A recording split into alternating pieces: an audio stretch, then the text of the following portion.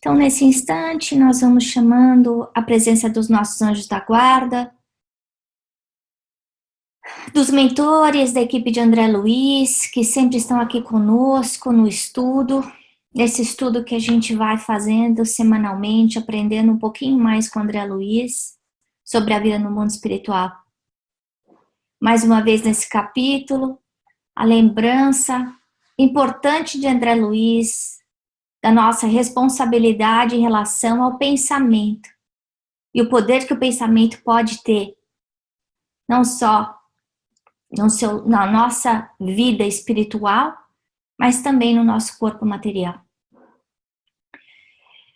Mestre amado Jesus, abençoa esse estudo de hoje, envolve todos os lares em muita luz e muita paz.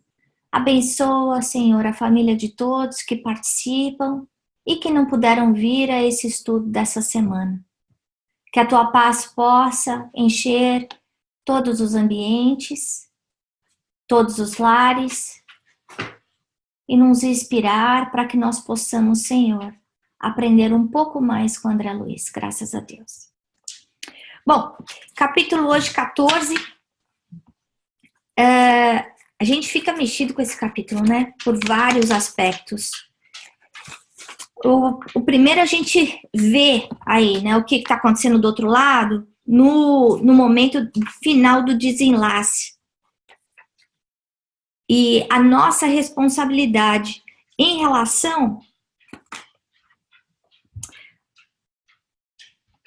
à pessoa que está desencarnando. E também a nossa responsabilidade quando nós estamos falando de espíritos que já estão na pátria espiritual, né? Bom, então, a gente vê a surpresa do André, a primeira vez que ele pode fazer um trabalho sozinho. Gente, olha só, teve o nosso lar, teve mensageiros, teve missionários, e só agora, no Obreiros, que ele pode, pela primeira vez, ir sozinho socorrer.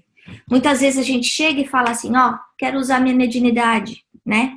Eu quero ir para um trabalho espírita, eu quero poder dar passe, eu quero poder dar uma palestra. Olha só a preparação que André Luiz teve, o tanto que ele teve que estudar, que aprender, que trabalhar antes de poder servir com autonomia. Porque até então ele estava sempre como um aprendiz, seguindo algum outro benfeitor espiritual, muito mais evoluído do que ele, né? Então, essa responsabilidade a gente precisa ter dentro da gente. Então, ao mesmo tempo que é importante a gente fazer a caridade espiritual, é fundamental a gente se preparar, a gente gastar tempo em estudar, né? Quando eu fico pensando nisso, no meu caso, fazendo esse estudo de André Luiz, eu fico pensando né, na minha responsabilidade como estudante. Porque se parou na minha mão esse estudo, é porque eu preciso aprender mais do que todo mundo, né? Então, a gente vê que o plano espiritual não dá ponto sem nó, que a responsabilidade deles é muito grande, mas também a importância da nossa disciplina. E nós vamos ver no caso desses que vão estar desencarnando, o quanto a disciplina é importante. A disciplina, não no momento da morte, mas a disciplina no aspecto de conseguir controlar os nossos medos, as nossas ansiedades, as nossas emoções, sejam elas quais forem, né? Outra coisa que a gente vê, ele mostrando essa sala mortuária, é a quantidade de desencarnado. E por que a família não tinha o costume de evangelização, de evangelho no lar, eles estavam desequilibrados. Com isso, essa câmara mortuária, onde estava sendo feito o velório, não tem proteção nenhuma. Olha só que coisa assustadora, né? Pensar que a gente faz isso com o nosso lar, com a nossa casa, quando a gente não sabe fazer o evangelho no lar, ou quando a gente não tem a disciplina de fazer o evangelho no lar, ou a gente não tem a disciplina de manter a qualidade do nosso pensamento. Então, a gente abre as portas para o mundo espiritual inferior, né? No caso dele, ele tinha muito merecimento, então ele estava recebendo ajuda por causa do merecimento. E olha só, o merecimento dele, como a gente vai ver mais para frente, não é porque ele era bom, ou melhor, não era porque ele tinha estudado muito, é porque ele viveu esses ensinamentos. Ele ajudou as pessoas. Vem cá, Cu. Ele ajudou as pessoas que estavam do lado dele, né? Então ele saiu do egoísmo, do orgulho, ele doou de si mesmo para ajudar os outros. E são essas as sementinhas de luz que vão voltar para ele nesse instante. É esse o merecimento que ele conseguiu. De novo, não basta a gente achar que não, então eu faço evangelho todo dia, check. Eu já li o Livro dos Espíritos 25 vezes, check. Eu li a coleção inteira de André Luiz, check. Não, isso não é suficiente. Isso não é garantia de paz quando a gente chega do outro lado, né?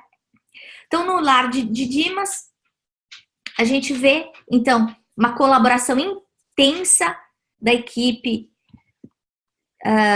de benfeitores, não a equipe que trabalhava com Dimas, que é outra coisa importante, né? A gente vê que no plano espiritual, cada um tem uma função.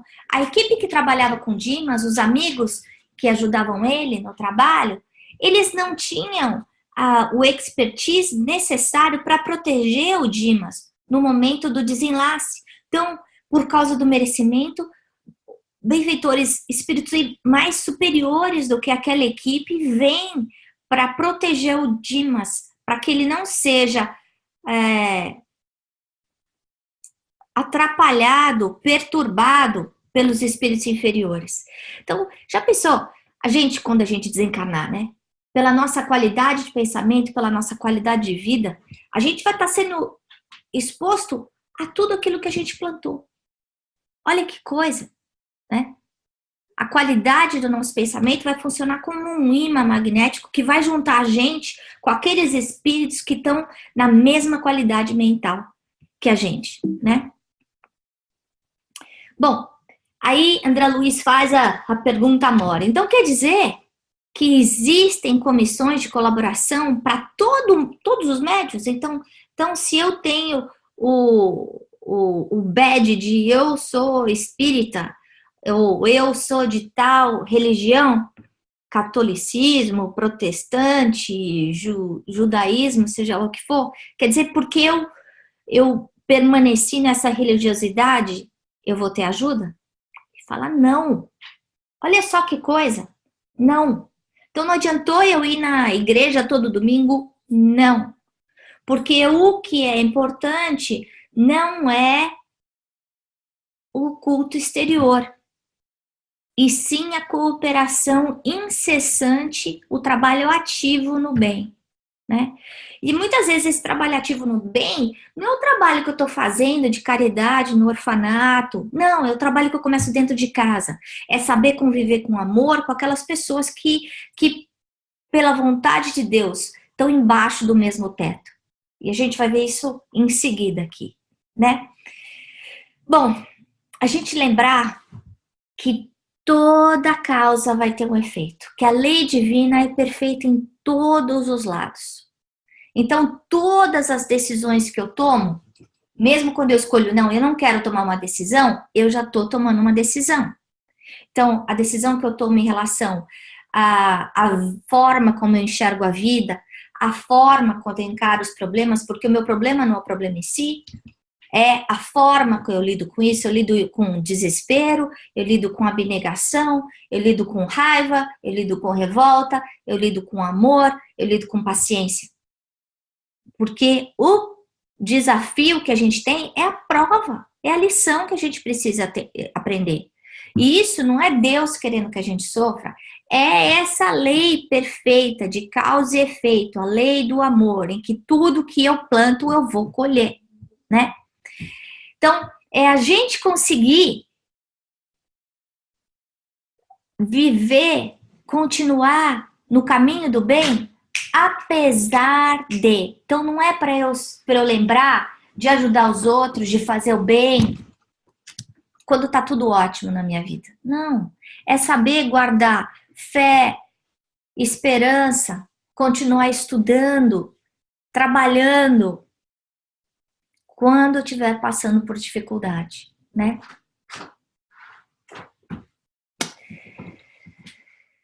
Tô lembrando das coisas, daqueles 4 pontos que a gente vê no Abigail falando para Paulo, no livro Paulo e Estevão, né? Que é ama, trabalha, espera e perdoa. É isso que a gente precisa aplicar no nosso dia a dia. É esse trabalho, essa disciplina, naquele conflito diário que a gente tem com as pessoas que convivem embaixo do mesmo teto da gente, né? Aí, para a gente ver o impacto disso, ele fala de um suicídio que ele chama de inconsciente, que é o suicídio indireto, semelhante ao que a gente viu com André Luiz. Então, no caso dessa moça, era uma moça jovem, ela era uma moça boa e... Tira ele daí, por favor. Ela era uma moça boa, mas aí ela teve um problema no lar, e porque ela teve esse problema no lar, ela acaba entrando numa qualidade de pensamento muito inferior, com raiva do marido, com tristeza, e ela deseja morrer. E ela fica sempre pensando, quero morrer, quero morrer, quero morrer, quero morrer. Então, o que é isso? É egoísmo. Porque o corpo da gente é um empréstimo, a gente não é dono do nosso corpo. E a gente vai ter que dar conta do nosso corpo depois. Se eu não sei cuidar do meu corpo, eu vou ser responsável por isso depois. Na outra vida eu vou voltar com um corpo que não seja tão bom, como a gente vai ver mais adiante também, com um outro caso, né? O caso do Fábio, que é o próximo capítulo. Então, no caso dela, ela estava mostrando muito personalismo. O que é isso? Melindre. Melindre. E esse melindre estava fazendo com que ela ficasse com raiva, com mágoa. E ela cria esse pensamento doentio e adoece. Uma doença que não era para ser tão séria, acaba se agravando e ela acaba partindo. E só no momento final da partida é que cai a ficha dela, da responsabilidade que ela tinha em relação à família dela. Então, olha só que coisa pra gente pensar, né? Então quer dizer que o meu controle, se eu ficar falando, ai meu Deus, não aguento mais viver, eu já tô cansada, me leva logo. Gente, ó, atenção! A gente está criando a condição para um suicídio indireto. E aí, no caso dessa moça,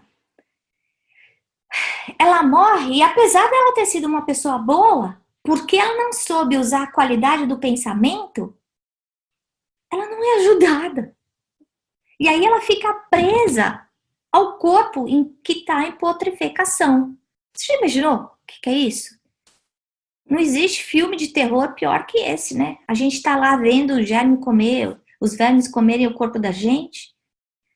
E ela precisou passar por essa dor durante um tempo antes de poder ser resgatada pelo plano espiritual. Então, o poder do nosso pensamento, na nossa autocura, ou na nossa doença, na cura do outro, ou na doença do outro, é instrumento ativo. Quando a gente vê André Luiz falando da importância do pensamento, em todos os livros. Agora ele está mostrando o que o pensamento está fazendo no momento da morte. Então, durante, 30 anos, essa moça foi boa, a gente não sabe a idade dela, mas no finalzinho, na reta final, ela ficou tão envolvida com rancor, com raiva, com vontade de morrer, que ela perdeu esse direito a essa ajuda que ela poderia ter tido. E ela passa pelo trâmite da morte sozinha, sem ajuda nenhuma, e sofre para chuchu, né?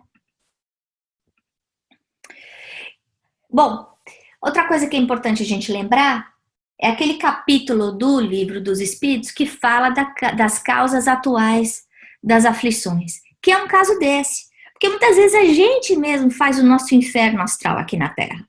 Por quê? Porque eu reclamo de tudo, eu acho tudo ruim, eu só vejo dificuldade em tudo que me rodeia, né? Eu não consigo ter paz. Mas eu não consigo ter paz porque eu não quero. Porque esse meu jardim interior que tá aqui, ó, né? Tá seco, não tá regado. Eu não tô com fé. Eu não tô sabendo valorizar a bênção da vida, que é a maior bênção que a gente tem, né? Então, em vez de ficar procurando as flores no caminho, eu só fico focando nos espinhos ou no solo árido, né? Então, não é Deus querendo que eu sofra. Não. Porque eu posso fazer do meu sofrimento durar 5 minutos, 5 horas, 5 dias, 5 anos, 50 anos. E às vezes 5 séculos. Eu estou cultivando o sofrimento para mim mesma por escolha. E isso daí não vai ser ajudado pelo aquele capítulo que fala bem-aventurados os aflitos. Porque isso se chama o quê? Mau uso do livre-arbítrio. Então a paz é a gente que constrói. A paz vem do merecimento. A partir do momento em que eu me estabilizo, que eu me equilibro, imediatamente eu já sou beneficiada com essa paz, né?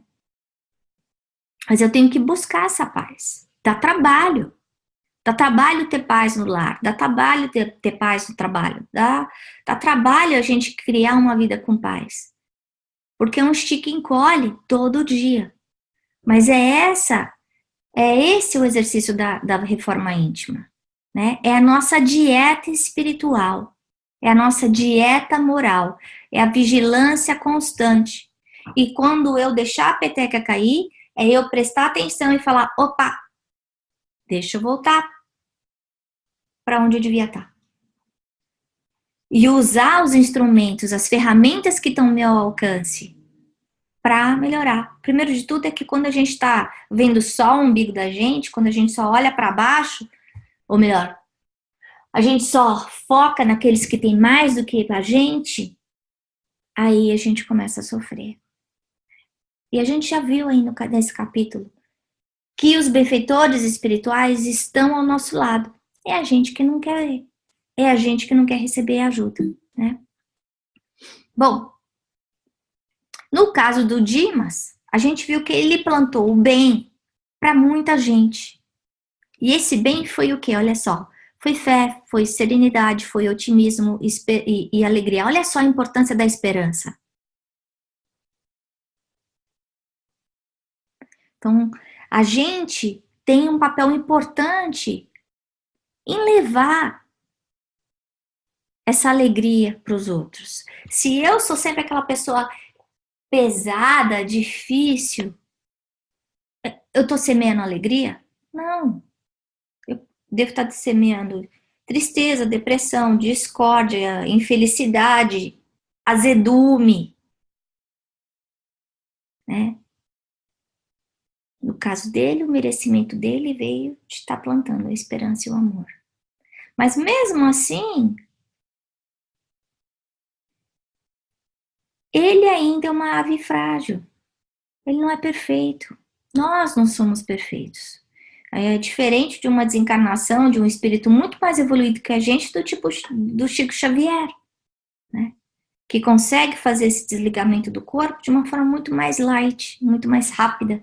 E também como o Fábio, que a gente vai ver no próximo capítulo, né? Daí a importância da ajuda dos encarnados e dos desencarnados, né? Então, nós como familiares, a gente lembrar de pedir por aquele que está doente, de pedir por aquele que está partindo, né? E também no plano espiritual, desse cuidado, essa proteção, essa redoma que é feita em relação a ele, para quê? Para que ele não seja atingido pelos espíritos inferiores que estão ao redor, no mesmo recinto que ele, né? E aí a gente vê o poder de uma conversa. Olha só, o impacto que uma conversa negativa tem. Então, essa pessoa está falando mal de um assassino que já está desencarnado. Primeiro, pelo pensamento, pumba, eu já te atraí aquele espírito. E o espírito vem alvoroçado, ele vem com raiva, ele vem bravo em cima daquela pessoa que está sendo maledicente, que está fazendo fofoca, né? Então quer dizer que quando eu falo do meu tio, do meu avô, do meu pai, da minha mãe, com uma forma, que já estão desencarnados, com uma forma de raiva, de rancor, eu tô atraindo eles? E eles vão sentir o que a gente está sentindo. E se não houver uma afinidade, eles vão sentir e vão fazer aquele impacto ruim pra gente. E a gente pode adoecer, a gente pode ter pesadelo, a gente pode ficar deprimido, a gente pode enlouquecer. Como a gente já viu em alguns livros. Então, essa vigilância, não só daquilo que a gente pensa, mas daquilo que a gente fala, né? No caso do Dimas, então, primeiro, aquela pessoa que falou mal do assassino, imediatamente recebe o impacto da vibração inferior dele. O Dimas, que está em outro recinto, perde a paz.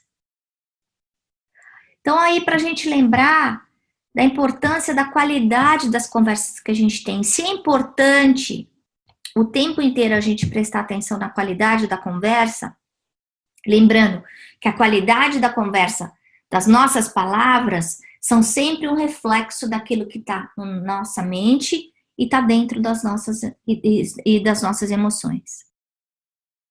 Né?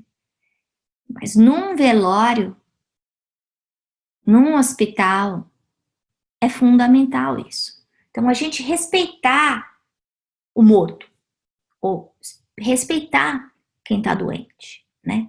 E aí vem Fabriciano para proteger Dimas e falar para esse espírito do assassino, vai embora, aqui você não pode ficar não. Por quê? Porque o Dimas tem merecimento. Agora, o que ia ter acontecido se ele não tivesse? Ia ter dificultado muito mais o processo de desencarnação dele. Aí a outra pergunta, mas como? Se ele era bom, como é que esse espírito inferior entrou? Porque não existia religiosidade, firmeza entre os familiares. Então, o recinto não estava sendo protegido. Apesar dele estar sendo protegido, né? Então, ele lembra que essas câmaras mortuárias, elas não são eventos sociais. Não é para a gente ficar falando do carro que trocou, do amigo que viajou, do que a gente está vivendo no trabalho. Não. É um lugar para prece. E se a gente não tiver vontade de rezar, então é para a gente ficar quietinho, né? Então, para a gente encerrar hoje o estudo, algumas coisas importantes, né? É aquilo que, primeira coisa que ele fala, quando 3 pessoas se juntam por mais de 5 minutos, é só a gente prestar atenção que a qualidade da conversa vai cair. Vai falar mal do vizinho, do chefe, do amigo, do cachorro. Então, a primeira coisa para a gente pensar é qual é a qualidade das nossas conversas quando a gente está com os nossos amigos. Quando nós, mulheradas aqui, estamos tricotando, a gente está falando mal do outro? A gente olhar no relógio, pensar quanto tempo demora para eu baixar a qualidade da minha conversa. Lembrando que o que sai da nossa boca é o que está cheio no nosso coração. Muitas vezes a gente não precisa nem falar, né? O coração já está daquele jeito mesmo. Mas também chamar a atenção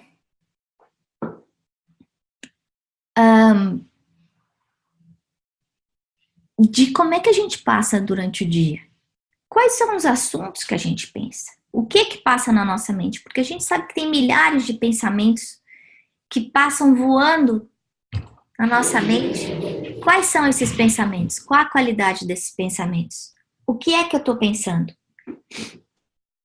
Coisas boas ou coisas ruins, né? E se eu estiver convivendo com pessoas onde a qualidade da conversa seja inferior, então é outro alarme, outro red flag, né, para mim, que é pensar, será que eu estou andando com as pessoas certas? Porque eu tenho que andar com as pessoas que melhoram a minha qualidade de ser, me ajudam a crescer, e não aquelas que me fazem ser pior do que eu já sou, porque a gente já tem uma carga de erro muito pesada, né? E o terceiro ponto é a importância da educação religiosa dentro do lar, da religiosidade, não do culto exterior, não da religião como, olha, eu tenho que tomar passe uma vez por semana, eu tenho que me benzer, ou eu tenho que ir na igreja. Não. A religiosidade são os valores que estão dentro da gente, os valores morais. É o cultivo da caridade, do amor, do otimismo, da fé nos momentos de problema. A gente tem que ensinar isso para os nossos filhos, para as pessoas que convivem conosco, mas não ensinar com palavras. É ensinar com as nossas atitudes, com a qualidade do nosso comportamento, né? Então, não esperar os nossos filhos crescerem para poder escolher que religião que eles têm. A gente poder abençoá-los com esse presente o mais rápido possível, porque a gente vai ser responsável por isso. Eu não posso pegar esse talento que eu tenho e esconder ele embaixo da cama, porque depois vão me perguntar quando eu chegar do outro lado. E aí? O que você fez com o seu talento? Você investiu? Você ficou com medo? Você teve preguiça? Né? A gente vai ter que mostrar. O merecimento vai estar baseado nas escolhas que a gente fez. Né? Bom, tá na hora de encerrar. Tem um minutinho aí para pergunta. Se alguém tiver alguma pergunta, eu vou tirar todo mundo do mute. E se alguém quiser fazer algum comentário.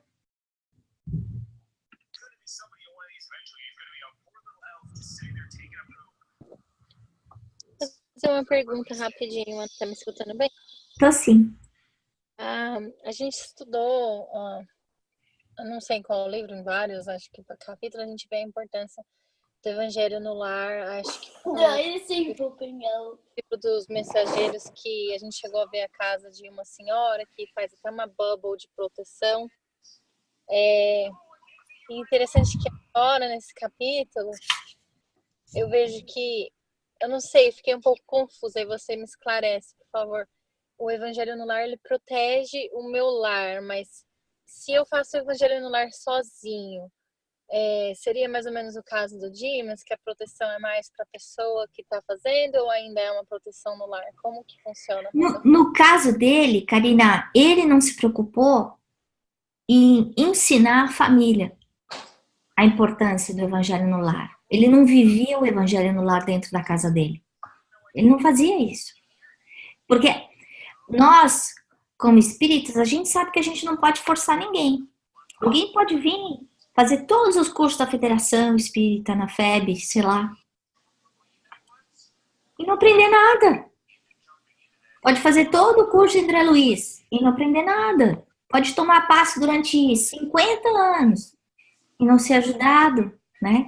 No caso dele, o que faltou foi que ele se preocupou só com o lado de fora. Ele não ensinou, ele não mostrou para dentro de casa, para a esposa, para os filhos, a importância dessa fortaleza espiritual, da fé, do otimismo, da coragem, que a vida continua. Então, muitas vezes a gente dentro do lar, o marido, o filho, não querem fazer evangelho com a gente, mas a nossa parte, a nossa responsabilidade é convidar. Se o outro não quiser, é responsabilidade dele. Mas no caso do Dimas faltou isso. Não faltou ele envolver os membros da família na religiosidade. Ele não fez isso. Responde essa pergunta? Respondido. E de novo, cada um vai ser responsável pelas suas próprias escolhas, né? E vai colher aquilo que plantou. Tanto aqui, como a gente viu nas causas atuais das aflições, e nas causas anteriores também, como no futuro, quando a gente chegar do outro lado. Né? Bom, então, vamos encerrar agora. Já são um pouquinho depois das 8. Nós vamos agradecendo mais uma vez a equipe de André Luiz por esse estudo, por essa reportagem, mostrar pra gente, a gente tem tanta curiosidade, como será que vai ser a minha morte? Como será que é quando chega do outro lado? A gente tá vendo agora.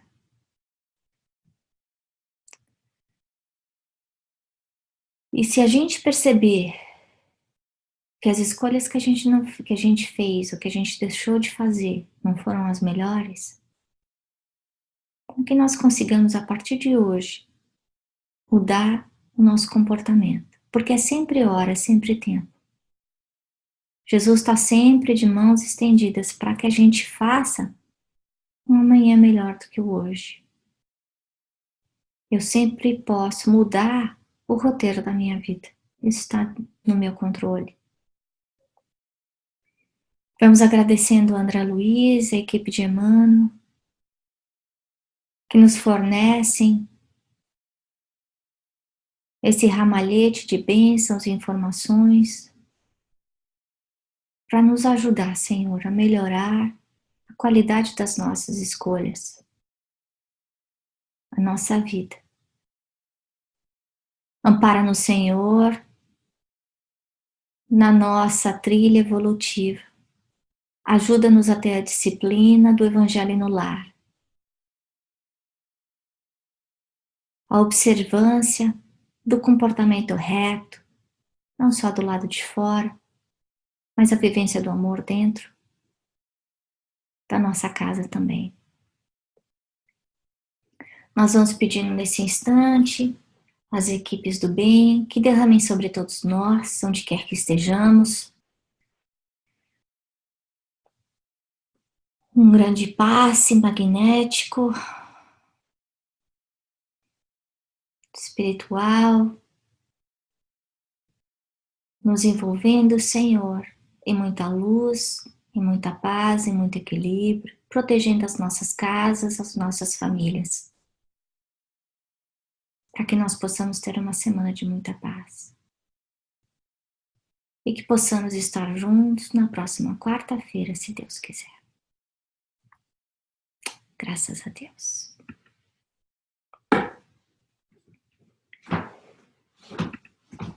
Obrigada, meninas.